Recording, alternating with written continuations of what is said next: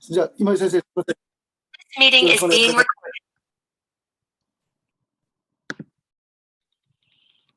Okay. Now I'd like to chant Nam-myoho Renge-kyo 3 times before my lecture. Please put your palms together in gassho. Nam-myoho Renge-kyo. Nam-myoho Renge-kyo. Nam-myoho Renge-kyo. よろしくお願いいたします。よろしくお願いいたします。 Okay, today I would like to share with you chapter 12, Devadatta of the Lotus Sutra. Chapter 12 is about Devadatta and a dragon daughter. Devadatta is a disciple of the Buddha who turned against him, against the Buddha and attempted to overthrow him. In his story, it tells you how the Buddha dealt with such a bad person. In the dragon daughter's story, you will know how the issue of gender is dealt in the sutra. Okay? Então, hoje a gente vai falar sobre o capítulo 12, Sutra Lotus, Devadatta. Né? O capítulo 12, então, ele fala sobre Devadatta e fala sobre uma menina dragão, né? Então, Devadatta é um discípulo do Buda, né, que se voltou contra o Buda e tentou derrubar ele, né? Então, nessa história, né, o Buda conta como ele lida com uma pessoa que é assim tão má, né, como Devadatta. E na história da menina dragão, né, a gente vai saber como a questão do gênero, né, é tratada no sutra. Ok.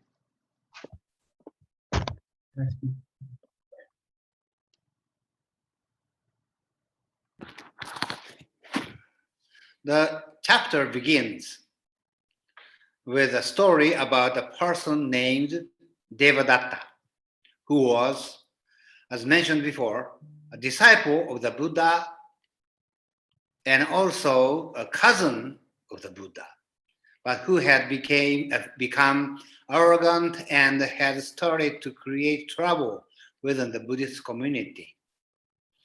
Once Devadatta had even attempted to assassinate the Buddha himself. Although Devadatta was such a bad person, the Buddha says Devadatta is his teacher, the Buddha's teacher. Why? Let me tell you a story in chapter 12, okay? O capítulo começa com a história de uma pessoa chamada Devadatta, né, que, como foi falado anteriormente, era um discípulo do Buda e também era primo do Buda, né? Mas ele começou a se tornar arrogante e a criar problemas dentro da comunidade budista. Então, certa vez, né, Devadatta ele tentou até mesmo assassinar o Buda, né? Então, embora Devadatta fosse uma pessoa tão má, né, o Buda diz nesse capítulo que Devadatta é o seu professor, né? Por quê? Então, agora ele vai contar para nós a história do capítulo 12. Ok. Once upon a time, there was a king in a country who was pursuing the Buddha Dharma to attain the Buddha's enlightenment. In order to do it, he gave away the throne to his son and was practicing the 6 paramitas. He was also spreading his wish to meet someone who could give the Dharma to him, saying, "Is there anyone who can teach me the Dharma of great vehicle? If someone can do it for me, I'll be a servant for that person in the rest of my life." Then a hermit appeared in front of the king and told him, "I have a great teaching called the Sutra of the Lotus Flower of the Wonderful Dharma, which is the best among the teachings of the great vehicle. If you really want to serve me, as you say, I will teach you this Dharma." The king immediately replied with great joy, "Yes, I promise to serve you," without hesitation. Since then on, the king served for the hermit as a servant, and even sometimes the king became like a chair for the hermit to sit on for 1,000 years. And because of his diligent effort, the king could attain the Buddha's enlightenment. Então, era uma vez um rei, né, em um país, que ele morava em um determinado país, né, e esse rei ele buscava o Buda Dharma para atingir a iluminação do Buda, né? Então, para conseguir fazer isso, né, ele deixou o trono dele para o seu filho e começou então a praticar as 6 paramitas. E ele começou a espalhar o desejo dele de encontrar alguém que pudesse ensinar o Dharma para ele, né? Então ele dizia, né, existe alguém que possa me ensinar o Dharma do grande veículo? Se alguém puder fazer isso por mim, serei um servo dessa pessoa pelo resto da minha vida. Então, né, um eremita apareceu diante do rei e disse para ele, né, eu tenho um grande ensinamento chamado Sutra da Flor de Lótus do Maravilhoso Dharma, que é o melhor entre os ensinamentos do grande veículo. Se você realmente quer me servir como você diz, eu vou te ensinar esse Dharma. Então, o rei, ele respondeu imediatamente, né, com grande alegria. Sim, prometo servir-te. Né? Então, desde aquele momento, né, o rei ele passou a atuar como uma espécie de servo, né, para esse eremita, e até mesmo algumas vezes ele serviu como se fosse uma cadeira, né, para que o eremita pudesse sentar sobre ele, né, por um período muito longo, né, como tipo 1000 anos. Né? E por causa desse esforço diligente, né, o rei ele pôde finalmente atingir a iluminação do Buda. Ok. After the Buddha told this story to congregation, he told the congregation, he revealed that the king was one of the Buddha's previous lives. And the hermit was one of the previous lives of Devadatta. The Buddha explained that Devadatta is even now actually trying to help the Buddha by creating an environment in which the Buddha could demonstrate his great compassion and wisdom. It may sometimes giving troubles to the Buddha. So he says Devadatta is his teacher. And the Buddha even assures Devadatta's future attainment of enlightenment in the chapter. The chapter also teaches the concept of the Buddha nature, which is the idea that all beings have the potential to attain enlightenment, and that enlightenment is not limited to a select few, but even sinful people who made mistakes in the past. The Buddha encourages all people to strive for enlightenment and to help others along the path as well. Okay. Então, depois que o Buda disse isso para a Assembleia, né, ele revelou que o rei, em uma de suas vidas anteriores, era o próprio Buda, né, e aquele eremita era o Devadatta, né, também, em uma das suas vidas anteriores. Então, o Buda explicou, né, que até mesmo agora, né, ou seja, naquela época, né, a Devadatta estava tentando ajudar o Buda, né, criando um ambiente no qual o Buda pudesse demonstrar, né, a sua grande compaixão e sua grande sabedoria. E isso mesmo que às vezes tivesse que criar problemas para o Buda, né? Então, por isso, ele disse, né, que Devadatta era seu professor, né? E o Buda ainda, ele garante, né, que Devadatta vai conseguir atingir a iluminação nesse capítulo, né? Esse capítulo ele ensina também o conceito de natureza de Buda, né, que é a ideia de que todos os seres possuem o potencial para atingir a iluminação, né? E que essa iluminação ela não se limita somente a poucas pessoas, né? Mas ela se estende inclusive para pessoas que estão cometendo atos ruins, né? Desde o passado, né? Desde um passado remoto. Então, o Buda ele encoraja, né, todas as pessoas para que elas se esforcem pela iluminação e também para que elas ajudem as outras pessoas no decorrer desse caminho. Ok. We can apply this teaching to our daily lives. As long as we live in this world, we sometimes must encounter some people who are not nice to us or mean to us, or sometimes giving us troubles or even becoming enemy of us. In that case, how can we solve these things happening to us? Let's use the Buddha's idea, wisdom. Yeah, those people who are not nice to you, being mean to you, giving you troubles, becoming your enemy, may be considered as your teachers who are trying to teach something important to you. How is that? What do you think about this? Instead of disliking or hating, if you can appreciate their lessons, you don't have to be angry, hate, or you don't even have to have your enemy in your life. So whenever you encounter this kind of situation in your life, please think this way to that kind of people. It may work for you to become much happier and peaceful in mind. Okay? Então a gente também pode aplicar, né, esse ensinamento na nossa vida diária. Né? Enquanto a gente está vivendo nesse mundo, às vezes a gente pode encontrar algumas pessoas que elas não são gentis com a gente, ou até mesmo que nos causam problemas e mesmo assim se tornam os nossos inimigos. Né? Então nesse caso, como que a gente pode resolver esse tipo de situação? Né? Então a gente pode usar essa ideia do Buda. Né? Aquelas pessoas que não são legais com a gente, que elas são más com a gente, que nos causam problemas, que são nossas inimigas, na verdade elas são, a gente pode considerar elas como sendo nossas professoras, né? Que estão tentando ensinar alguma coisa importante para a gente. Né? Mas como que é isso, né? Então o que vocês pensam a respeito disso?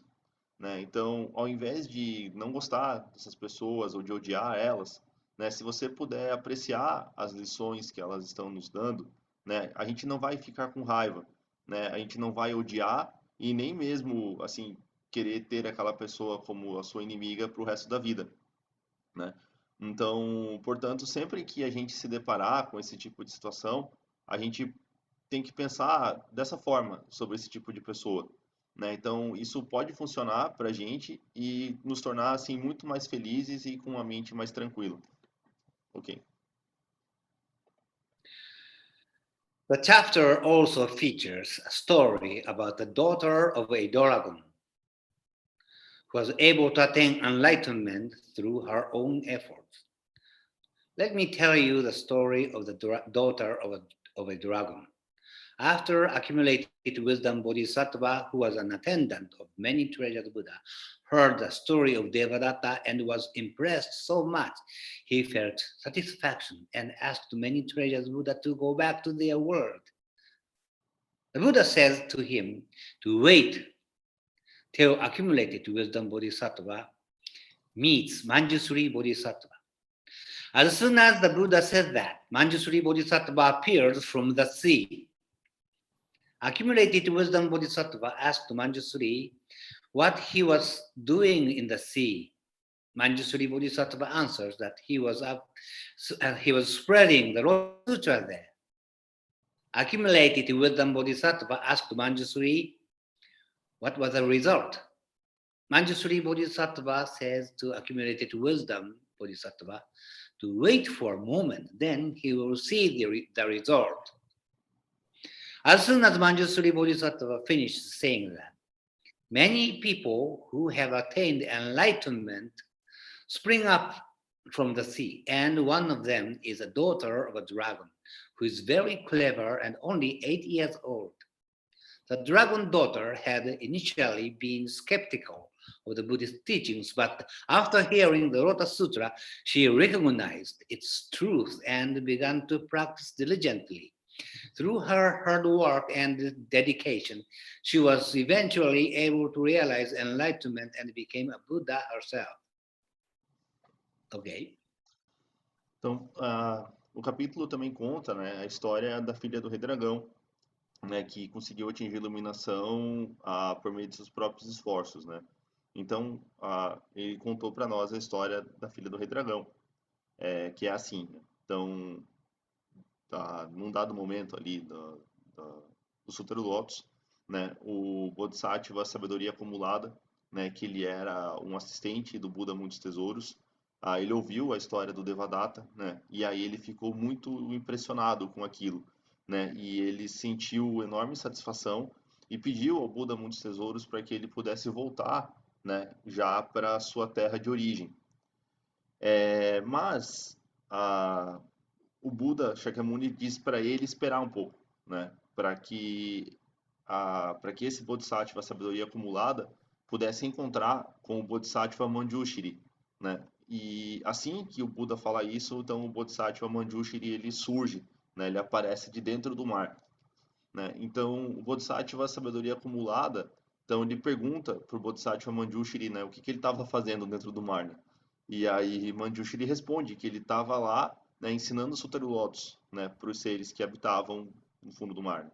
Então, o Bodhisattva Sabedoria Acumulada perguntou ao Bodhisattva Manjushri se isso teve algum resultado, né? E o Bodhisattva Manjushri responde, então, que o Bodhisattva Sabedoria Acumulada deveria esperar por um momento, né? E ele iria ver o resultado. Então, logo que o Bodhisattva Manjushri falou isso, né? Vários seres surgiram de dentro do mar, né? E uma dessas pessoas, né, desses seres, era a filha do Rei Dragão, né? Que ela era muito inteligente e ela tinha somente 8 anos. Então, essa menina dragão, no primeiro momento, ela era muito cética, né, em relação aos ensinamentos budistas, mas depois que ela escutou o Sutra do Lotus, ela reconheceu a sua verdade, né, a verdade do Sutra, e começou a se esforçar bastante na prática, né? Então, através desse trabalho árduo, dessa dedicação, ela conseguiu finalmente atingir a iluminação e se tornar um Buda. Ok.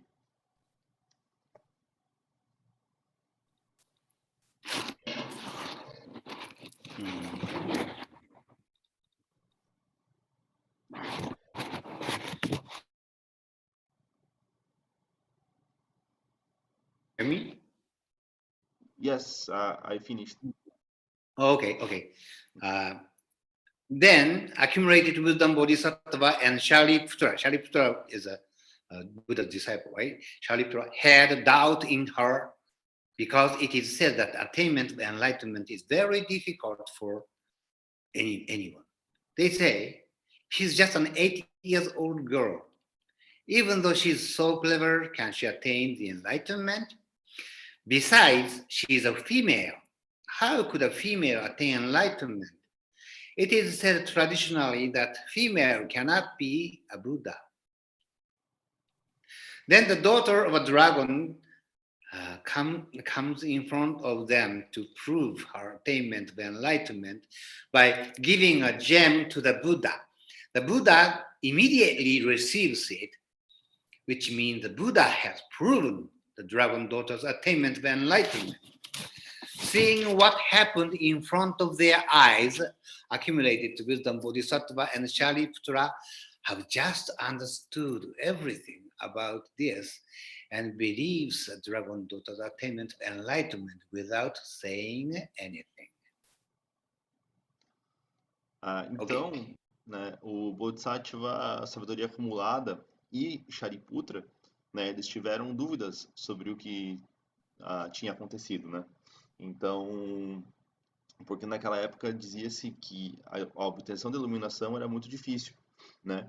E aí eles enfatizam que além de ser difícil, né, ela é apenas uma menina de 8 anos, né? E embora seja tão inteligente, como ela conseguiu, né, atingir a iluminação?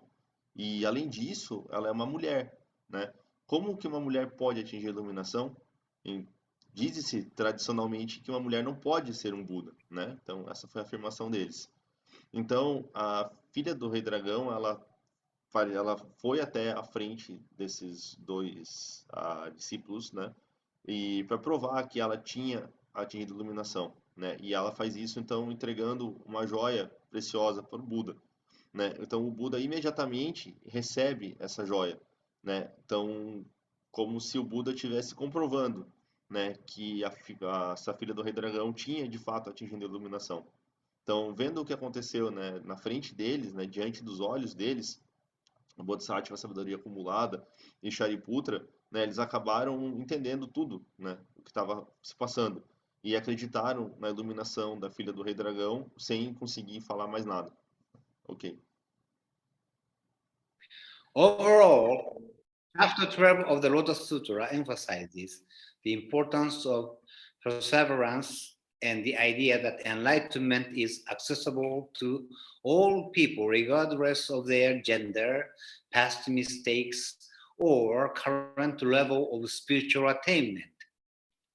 The stories of Devadatta and the dragon daughter demonstrate that even those who have stayed from the path can achieve spiritual transformation, and that anyone who is willing to put in the effort can attain enlightenment.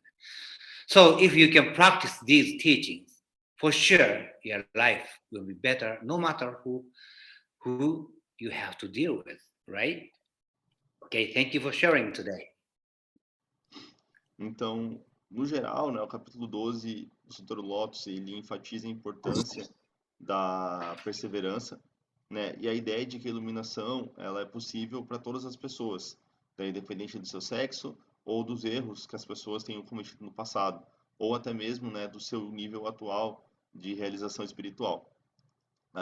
As histórias de Devadatta e da filha do Rei Dragão mostram que mesmo aquelas pessoas que se desviaram do caminho podem alcançar a transformação espiritual, né? E que qualquer um que esteja disposto a se esforçar, né, pode alcançar a iluminação também. Então, se a gente conseguir praticar esses ensinamentos, né, com certeza a nossa vida poderá se transformar para melhor, né? Não importa com qual tipo de pessoa a gente tenha que lidar. Então, era isso que ele tinha para dizer e agradeceu por termos compartilhado esse momento com ele. Então, agora, se alguém tiver alguma dúvida, alguma questão, pode perguntar. Thank you, my sensei. Now, Yeah, let's see if someone has questions.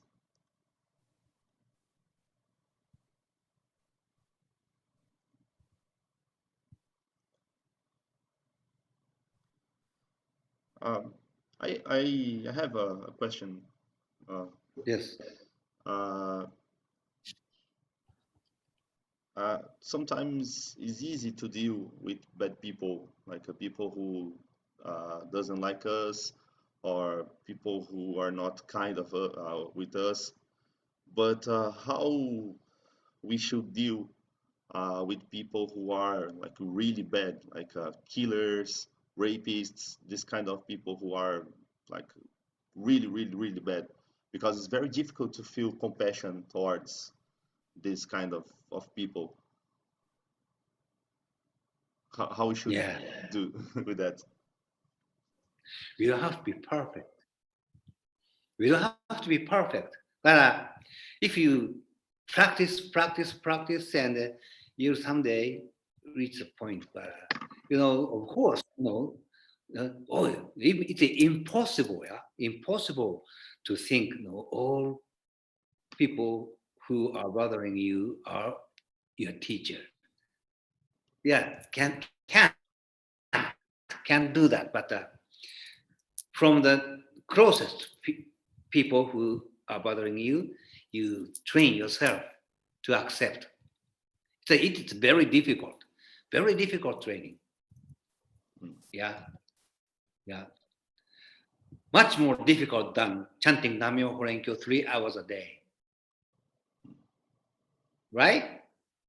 Right. Yeah. So chapter 11, the stupa sprung up from the ground, right? And then we'll go into the sky. Now, Buddha is telling us the truth. Yeah, we have to have so much endurance and training. And now, chapter 13, 14, the Buddha will tell us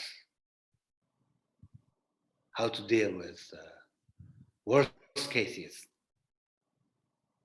That means it's difficult to spread the truth to the world.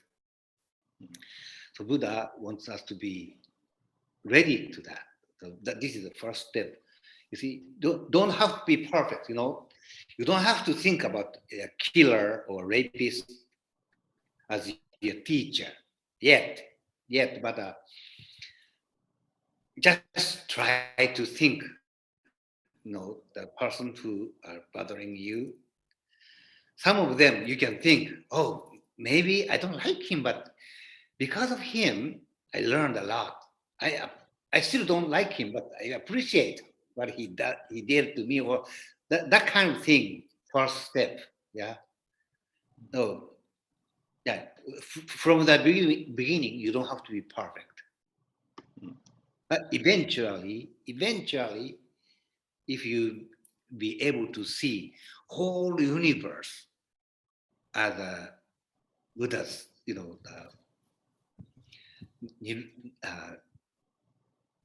world of nirvana, you might be able to think the perfect way. Yes. Ok. Bom, a minha pergunta foi assim, né, que às vezes é fácil a gente lidar com pessoas que não gostam da gente ou que não é gentil com a gente, né, mas tem algumas pessoas que elas são más de verdade, né, pessoas que são tipo assassinos, estupradores, né, o que é, assim, é muito difícil a gente pensar nessas pessoas com compaixão, né, então o que a gente faz em relação a isso, né? Então a resposta do Imai Sensei foi que a gente não precisa ser perfeito, né? Então, tudo bem se a gente não conseguir gostar de todas as pessoas, né? Então, a gente está se esforçando, né? A gente está em treinamento, né? E esse tipo de treinamento é muito difícil, né? Ele falou assim, é mais difícil a gente conseguir cultivar isso dentro de nós do que recitar Daimoku 3 horas por dia, né? É muito difícil a gente conseguir gostar de todo mundo. Então, o Buda, Buda Muitos Tesouros, ele surge, né, com aquela estupa, nos capítulos precedentes. O Buda Shakyamuni fala, né, sobre a dificuldade de ensinar esse sutra, né, de propagar a verdade. Então, o que está dizendo? Que é difícil esse ensinamento, né, que fazer esse tipo de coisa é muito difícil, né. Então, assim, a gente não precisa se preocupar, né. Então, a gente tem que continuar nosso treinamento, tem que continuar se esforçando, né, e continuar pensando assim, determinada pessoa, eu não gosto dela, né, não gosto, mas que tipo de lição eu consigo tirar disso? Né, você não precisa gostar daquela pessoa, né, mas você pode começar a pensar, né, o que eu estou aprendendo, né, então, bom, em resumo foi isso que ele explicou, né. Thank you, Imai Sensei, for your answer. We have more questions here. Bom, antes de eu ler as que estão em português aqui, tem uma pessoa com a mão levantada, 7C32, não sei quem é. Se quiser falar, se apresentar aí, por favor, pelo menos.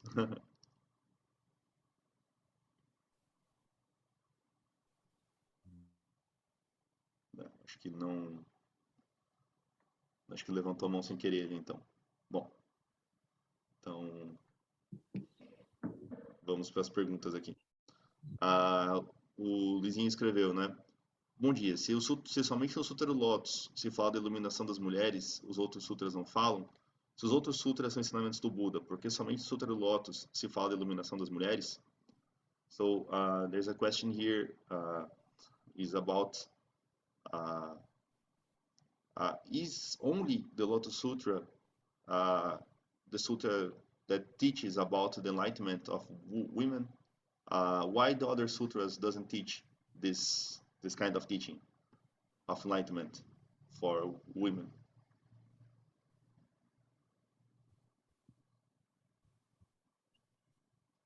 Oh.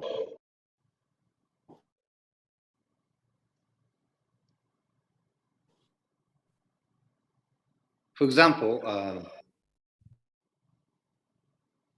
the Vimalakirti Sutra is telling the gender equal too.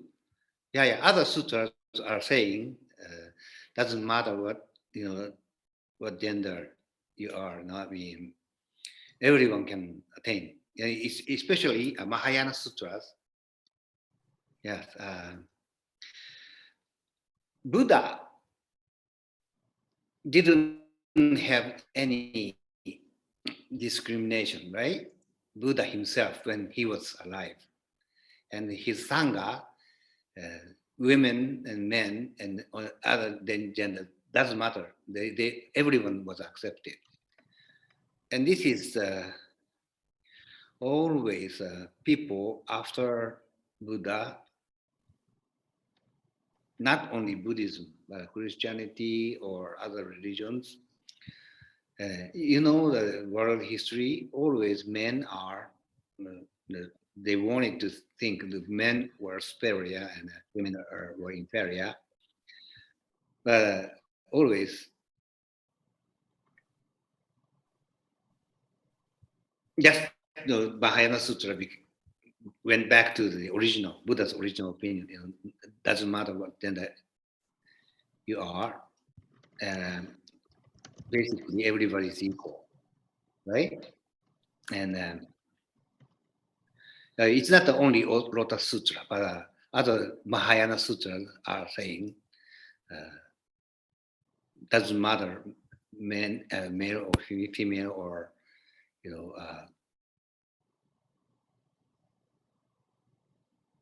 there's no difference. Yes. So the questioner wanted to know why other sutras are not mentioning about gender equality of gender. The other sutras are mentioning too. Yes.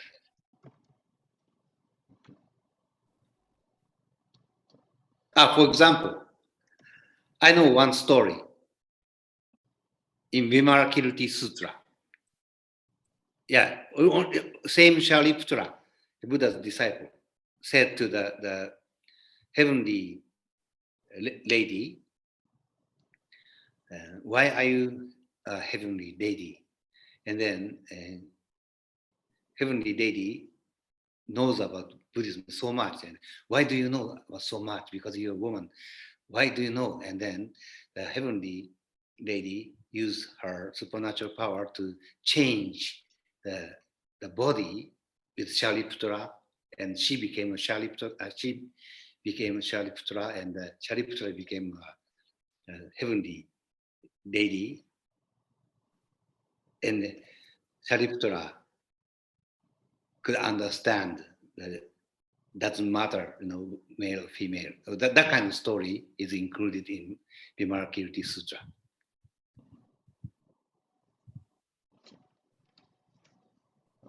Bom, então a resposta foi assim, né? A minha internet travou um pouquinho aqui, pessoal. Então, talvez eu tenha perdido alguns pedacinhos da explicação, mas enfim. Ele falou assim que alguns sutras, né, falam também sobre isso, né? Especialmente alguns sutras Mahayana, como o Sutra de Vimalakirti, né? Falam sobre igualdade de gêneros, ou que não importa se é homem ou mulher, ambos podem atingir a iluminação. Mas ele falou assim que no começo, né, quando o Buda estava vivo, ele não tinha discriminação por ninguém, né? Ele aceitava todo mundo, né? Não importava se era homem ou se era mulher, né? Mas só que gerações posteriores ao Buda começaram a criar esse tipo de situação, né, de discriminação, né? Acho que eu até falei isso para vocês durante essa semana, né? E isso não acontece só no budismo, né? Aconteceu também com outras religiões, né? Esse tipo de discriminação com as mulheres, né? Então, não foi o Buda, né? Foram as gerações posteriores que criaram isso. Mas só que, sim, os Sutras Mahayana, especialmente o Sutra Vimalakirti, por exemplo, também fala, né?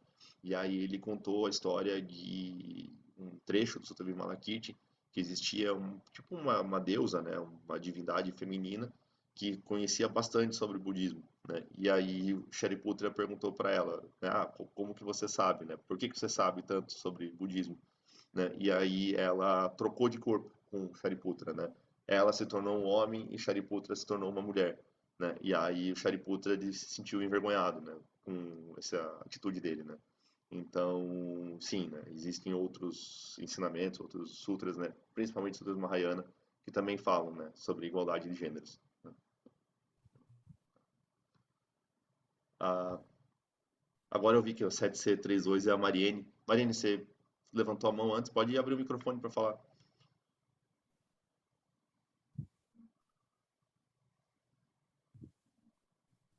Ok, tá me ouvindo? Sim, tô te ouvindo. É a primeira vez que eu estou fazendo aqui pelo celular, então eu estou meio confusa. Ah, tudo bem. É assim,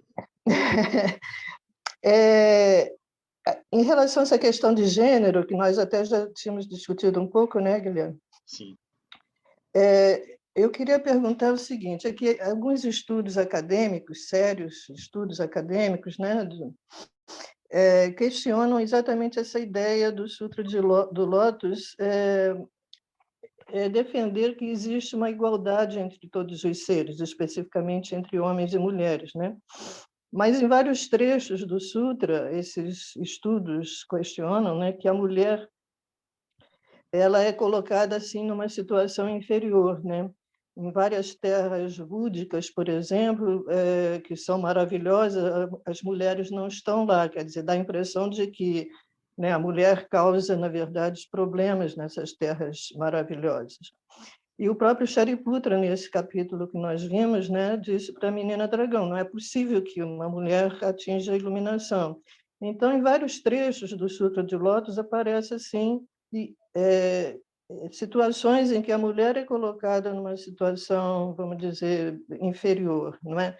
E como o Sutra de Lótus é o mais importante dos sutras, como é que nós podemos interpretar, então, esses estudos acadêmicos? Devemos dar valor, ou será que estamos dando mais valor a esses estudos acadêmicos do que eles, na verdade, merecem, né? Porque eles são estudos acadêmicos e não são posições do ponto de vista de devoção ou religioso, não é? Em questão de fé, né? Que nós temos diante do Sutra do Lótus. Uhum.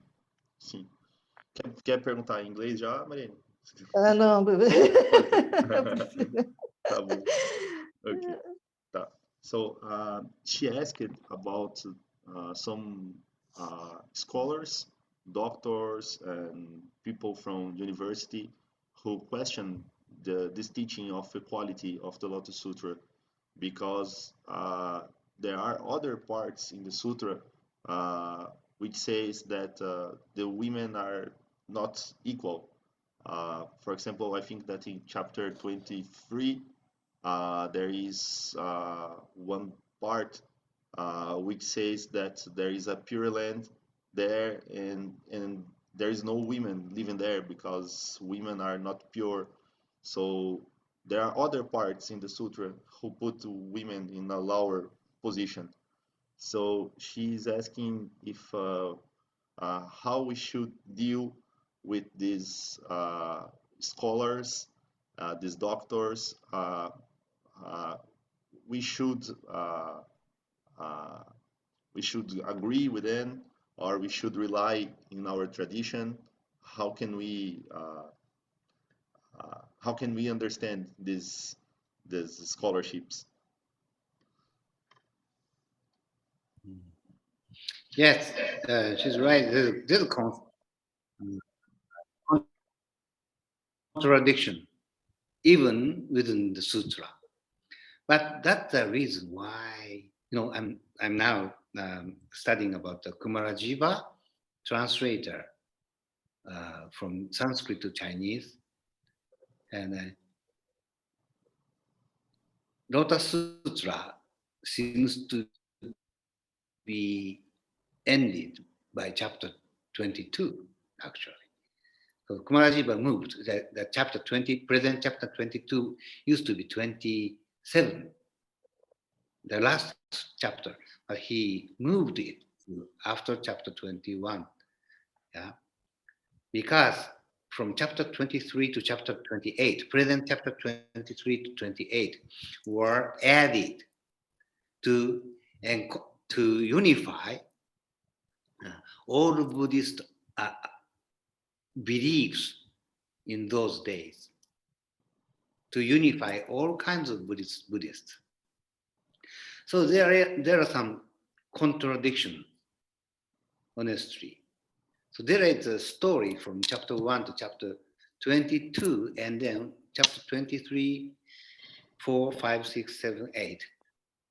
There were some beliefs, right? Like saying spells, chapter 26, like the word Prasiva Bodhisattva, belief and some not only gender problems but other things contradict with the teachings of the core teachings of the Lotus Sutra.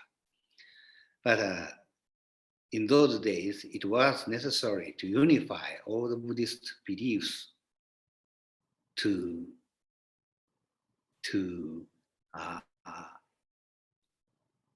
revive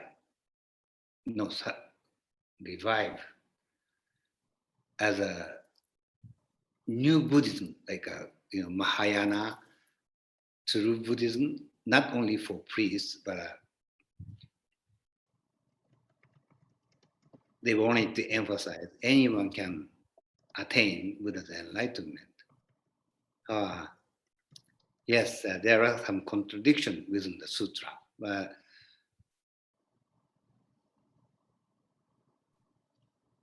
if you are not attached to those details, and if you go to the world of Nirvana, and you can see actually this real world is full of contradictions.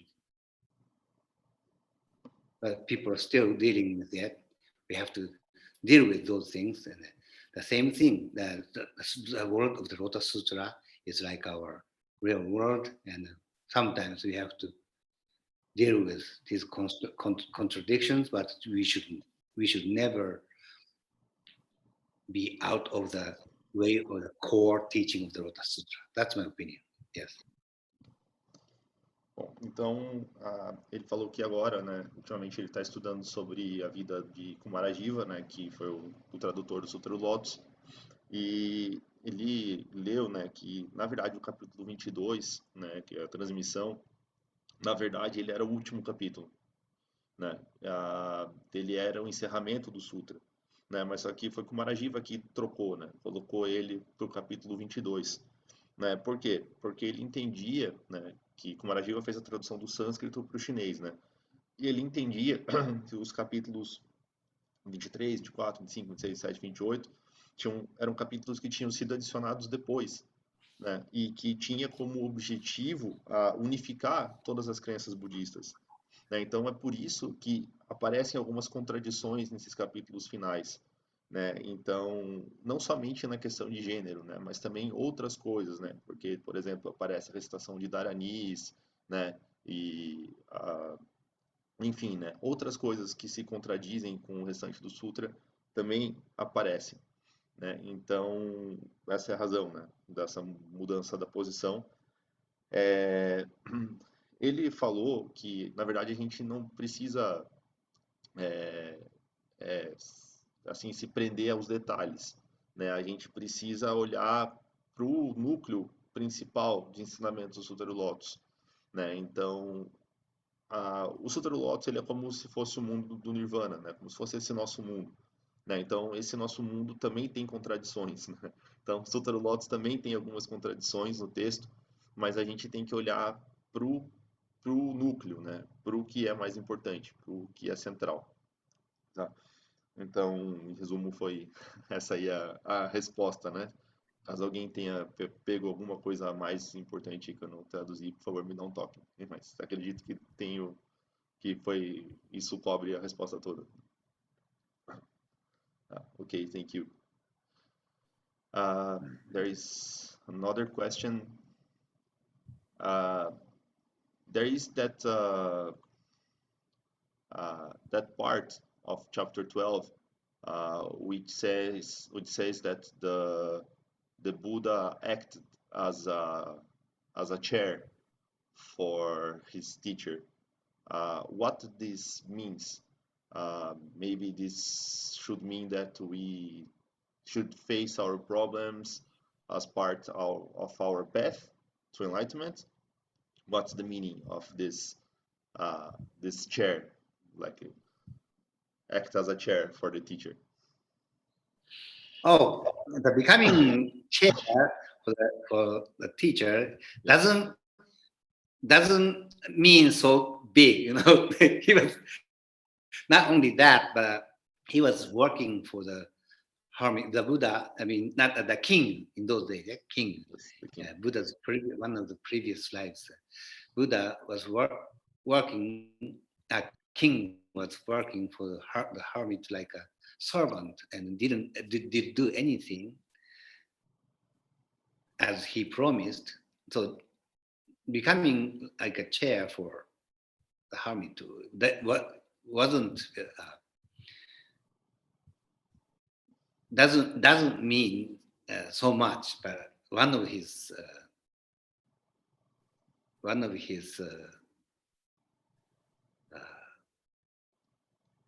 training himself. Yes. That doesn't mean so you don't have to be a chair, there are many chairs in those days. I mean, no, there are many chairs. We can just offer a chair to your teacher. That's it. Ok. Bom, então, a pergunta foi, né, se o fato de o Buda, quando era um rei, né, ter servido como uma cadeira, né, para que Devadatta pudesse sentar, né, se isso tem algum significado, né, se a gente deve encarar os problemas, os maus tratos que sofremos como parte do caminho para a iluminação, né, foi a pergunta do Vitor. Breno Mai falou que, na verdade, não tem nada especial, né, na questão de servir como uma cadeira, né, porque isso é somente um exemplo, né, das muitas outras coisas que ele fazia para servir ao seu professor, né? Então isso fazia parte do treinamento dele, né? Não era nenhum tipo assim de punição, nada assim. Ele estava fazendo isso para servir ao professor, né? Para poder receber os ensinamentos.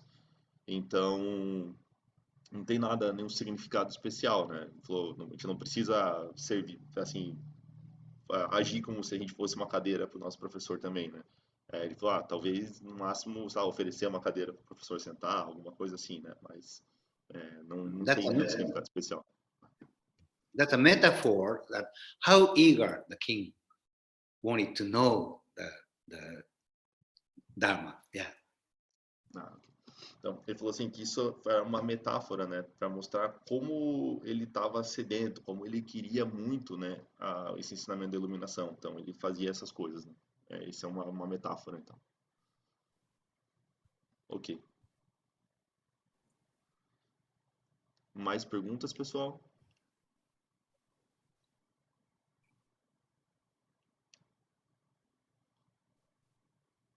I think that we don't have questions anymore. Okuda Sensei, por favor. Né? Oi. Então, não tem mais pergunta, né? E se alguém tiver pergunta, aí pode mandar para mim, aí depois eu mando para Reverendo Imai. Então, se não tiver, a gente gostaria de encerrar por aqui, né? Tudo bem? Então, Imai Shonin、それではまた質問がございましたら、私の方で受けて、また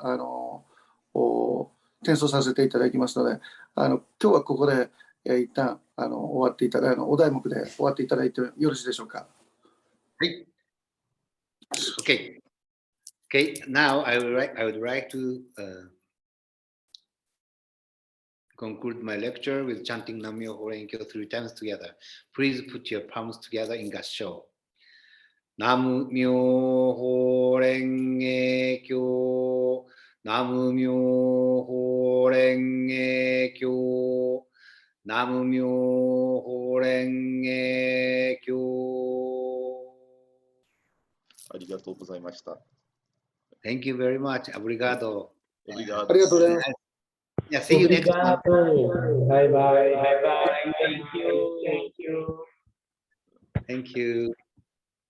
今井少年、Okay. 今井少年、 Yes. 今回ですね、今度の8